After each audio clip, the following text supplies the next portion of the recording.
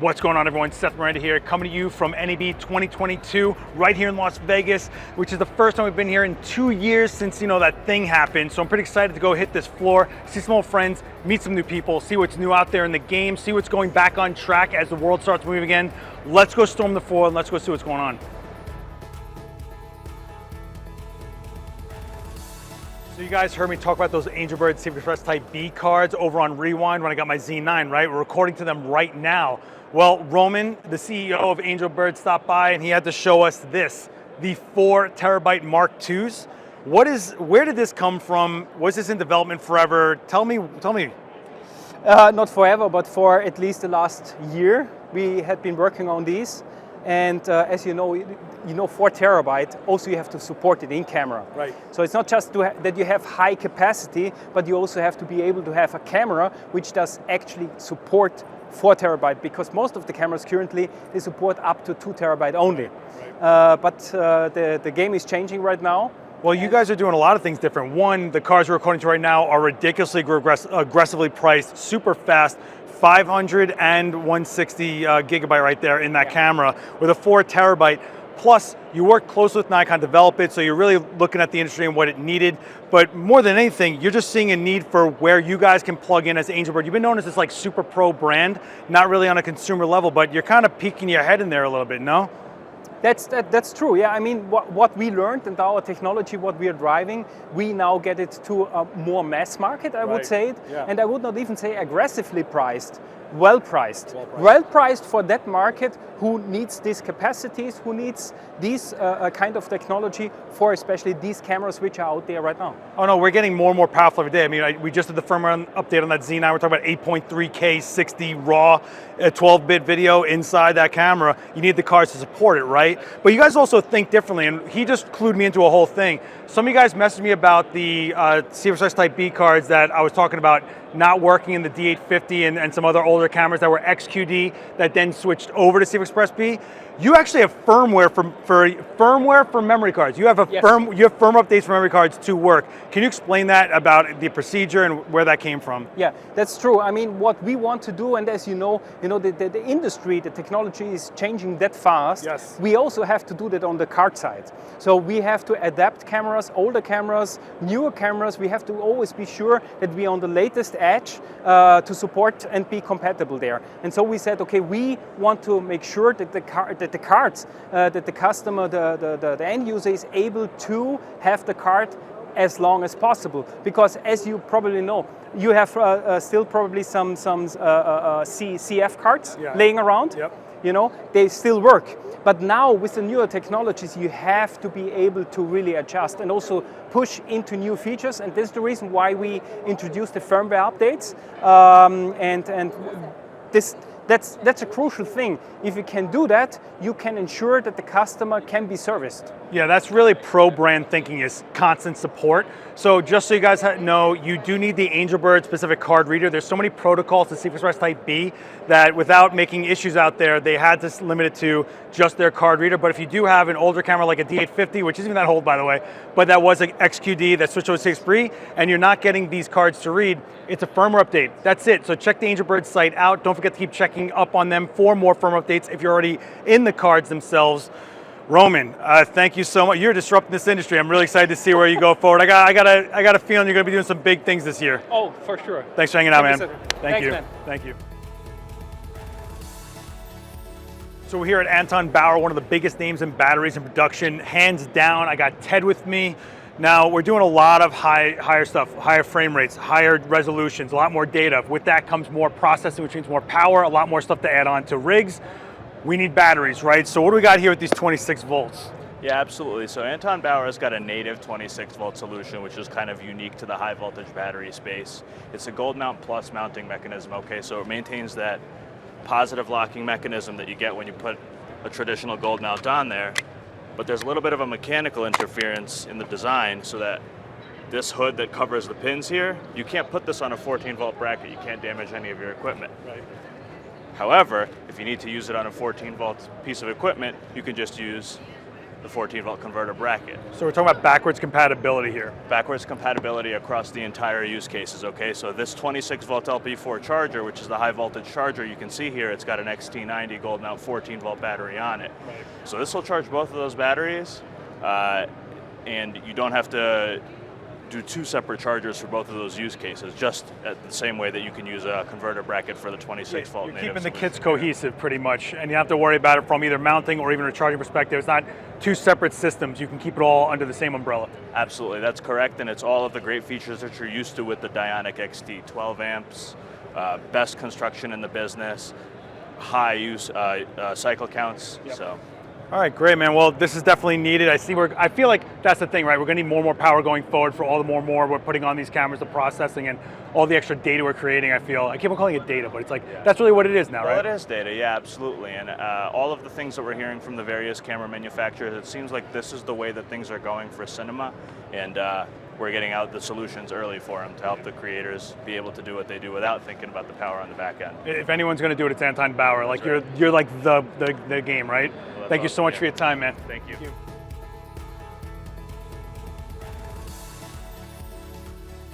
All right, so I'm here at the Vitech booth. We've got Sachtler going on here because they're one of the biggest, if not the biggest name in tripods. What's going on with Tom over here? Let me talk about this Aktiv line, because I think this is the most exciting thing that I've seen in a little bit. We're talking about quick release, run and gun, let's move quick, which is what your Flowtech line has been like built on. Quick ENG type stuff, drop the legs to get going. But you've kind of expanded, if not completed, that whole idea. Exactly. Yeah, so this is our new active range of fluid heads. We released them last year, and it's pretty amazing. What we've done is we've incorporated the locking mechanism into the bottom of the head. So traditionally you'd have a tie down that you'd have to screw, level, balance. That entire mechanism now is built into the bottom of the head. So what this does is it gives you the ability to jump from a tripod to a slider to a Dana dolly seamlessly. So the level here on the front just snaps. You can lock it halfway to balance, all the way to release it back on. We've also added some other nice little features into the fluid head. So if you look here, this is our Prism level bubble. So instead of just having the overhead view, now you can look from beneath. So if this is on a high dolly or on a jib, you can now level the head. We've also added some additional steps of counterbalance, so you can add, gives you a little more adjustability in terms of leveling the head with different payloads. So this is the entire lineup. We have 3 heads in the 75mm line, and we have 2 heads in the 100. So it goes 6, 8, 10, 12, 14. So it's not just one product, it's a fleshed out line. Correct. And it's a system. I mean, we're talking about going straight off of a tripod. You're running, right? You drop that tripod, got the interview, click it off, and then you're going right into a dolly if you need it for that next shot, or a slider if you wanted to. But you're talking about just quick, and I think you have like one action on everything you guys do. Boom, and it pulls. Yep. Everything. Yeah, so just to give you an example, so we can go from our 100mm Dana dolly to a 100mm tripod, then from a 100mm tripod to our slider. So everything is seamless. There's no tools, there's no loose parts. It's a really, really unique system. There's nothing else like it on the market. So. And every minute you can save on set, or if you're in journalism or doing something that's like just fast moving, you just want to get from shot to shot to shot, you map it all out for the day and you just run. You've made it happen with just pulling a lever. Yeah. It's revolutionary technology. And even some of my friends, they shoot, you're running to the airport, you need to bring your tripod down, you can rip the head off, throw it in a backpack. It's amazing stuff. Yeah, we know about that, right, Fernando? Yeah, we know about that. We get stopped by TSA all the time. This is awesome, and if you guys don't know this brand, you should definitely get into it. It's easily, I think, probably one of the most innovative, but definitely the most well-known and reliable brands we've seen out there. So, Tom, thanks so much for your time. Thanks, man.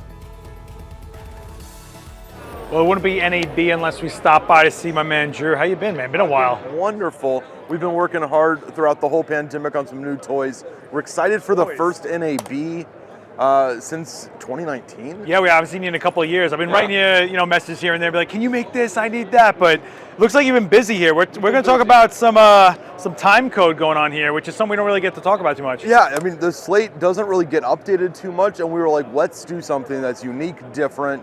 Let's kind of bring some new technology to the classic slate. All right, tell me, talk. Okay, so we added Bluetooth, world's first Bluetooth-enabled timecode slate. Why is that important? Well, we're used to Bluetooth syncing our timecode boxes, right? We love the functionality, being able to whip out a phone app and just hit sync. So we did that, but we also wanted to do it now for the slate. It was the last thing in the market that just still had to be hardwired. And it was like, it's 2022. Like, this should just work. So what we did was we took all the stuff that it was inside this little box, we put it into a much bigger display, gave it a nice backlight, and now all of a sudden you can sync up every single thing that you're doing. We also took it one step further. We're tired of AA batteries, and just the reusables are great, but we're moving away from those kind of batteries. Exactly. It still takes 6 batteries, and it was like, ugh. So we came out MPFs. Nice, beautiful. It gives us 130% more capacity, and because we have 2 of them, I can hot swap, but also I can just run them both at the same time for 300% battery life and capacity versus the traditional. And I noticed you did the station wagon wood trim over here. Very nice and stylish. Very, very modern. But what you were telling me is this is going to a phone now, right? Is that what you're Everything's going into our phone app. Up to 20 devices can be synced to the phone. Okay. And you just go sync all, and then up to 250 feet away, they all just sync up. Gives you the feedback on your phone. You know all 20 units are in sync, and you're good to go. Yeah. And so we got the TC1, we got the TC-SL1. SL1. And it's basically you're making your own ecosystem of making everybody in sync. Absolutely. Well, I gotta say, this was kind of like a left field coming from you guys because we were expecting a new microphone, a new lav, something different. Something new, yeah. We were like, let's do something on something old. Let's bring it into the modern, 2020s. We think this is a great product for people, and we're hitting at a price point that no one else is hitting. It's going to be less than $1,000 for the slate. Right. Less than $200 for the box. And that's priceless when you get everything synced up and you're doing less in post to figure out where you were, how to get all together, and make it just work. Waveform syncing was great, like 12 years ago, but like it's the smugness I love about you. You think about it like this, right? We didn't have time code inputs on cameras. Yep. Blackmagic, the 6K's got time code. The new C70 from Canon's got time code. Right. We're seeing it in the sub $5,000 camera category. So like, if you're out there right now, you can buy a camera and actually enjoy these new features that were only reserved for the super high end. The problem was, all the supporting hardware out there was still super high end.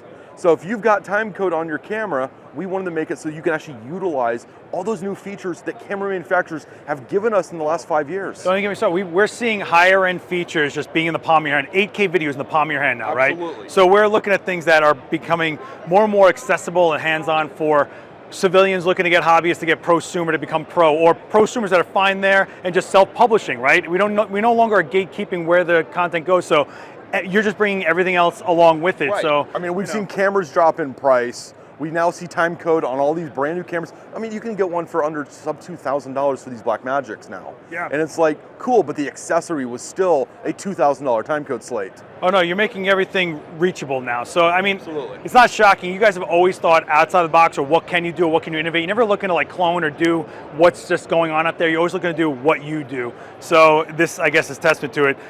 So we'll keep an eye on this one, Andrew, as always. Thank you, buddy. See you, man. Peace. All right, so I ran into Brooke here at the Astera booth, and one of the coolest things about NAB is seeing the stuff that's still not even out yet, and it's pretty brave of them to put this out. This is a 3D printed version of someone that we're going to see real soon. But Brooke, I'm going to let you take me out on a ride here. What are we talking about with this LED panel?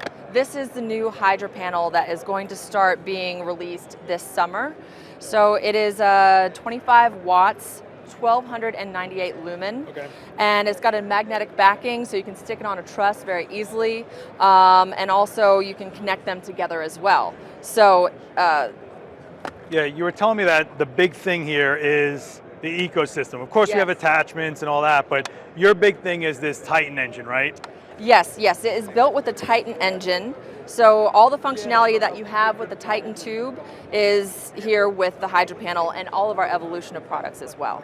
So the ecosystem is basically everything that the Astera app provides and how everything functions and flows together. It's all about simplicity and ease of use. Yeah, one of the big things that separates you guys apart from everyone else is the runtime thing. Tell us about that whole feature to the Astera brand. You can control how long your lights last. So if you have a gig that lasts, you can program them to last up to 20 hours max. Right. So if you have a gig that lasts, 12 hours, you can make sure absolutely that your lights will not run out of power and you'll have no interruption. Yeah, I think that's one of the biggest problems, that like this one's dead, but this one has an hour left, and this one's but this way you're always in sync, you're charged at the same time. Efficiency, faster workflow, no surprises. You can just cut out the variables and just get to work, right? Yes. So now you're just adding this into everything else you guys have been putting out there. Yes. And we're going to see this around when, you think? This summer. Okay, so we're already in April, so we're looking at May, June. Yeah, you have to be flexible because of the environment that we're dealing with the Absolutely. shipping problems. So just a little caveat right there, but this summer. Yeah, that's why I say it's brave. I mean, guys, this is 3D printed. Like, we're literally seeing a prototype here. You don't see that a lot of NAB. It's usually like, oh no, it's in the back. We can't tell you until it's ready.